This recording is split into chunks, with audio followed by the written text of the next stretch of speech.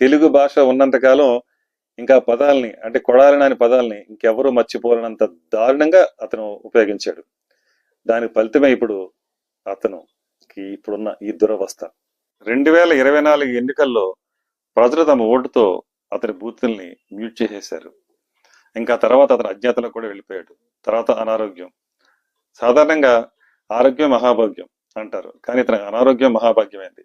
అనారోగ్యం పేరుతో కొన్నాళ్ళు తప్పించుకోగలిగాడు తాత్కాలికంగా.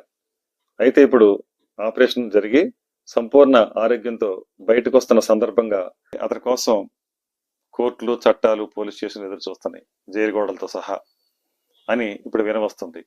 ఏదైనా చేసిన కర్మ ఊరికే పోదు కదా, దేవుడనే క్షమిస్తాడు కానీ కర్మ వదిలిపెట్టదంటారు. అదే ఇప్పుడు కొడాలి నానిని వెంటాడుతుంది. తెలుగు భాష ఉన్నంత కాలం ఇంకా పదాలని అంటే కొడాలి నాని పదాలని ఇంకెవరూ మర్చిపోలేనంత దారుణంగా అతను ఉపయోగించాడు.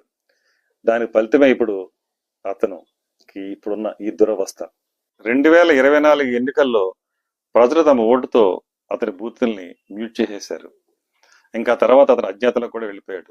తర్వాత అనారోగ్యం. సాధారణంగా ఆరోగ్యం మహాభాగ్యం అంటారు, కానీ ఇతని అనారోగ్యం మహాభాగ్యమైంది. అనారోగ్యం పేరుతో కొన్నాళ్ళు తప్పించుకోగలిగాడు తాత్కాలికంగా.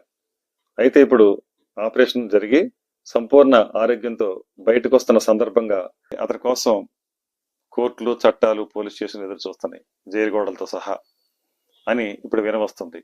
ఏదైనా చేసిన కర్మ ఊరికే పోదు కదా, దేవుడనే క్షమిస్తాడు కానీ కర్మ వదిలిపెట్టదంటారు. అదే ఇప్పుడు కొడాలి నానిని వెంటాడుతుంది.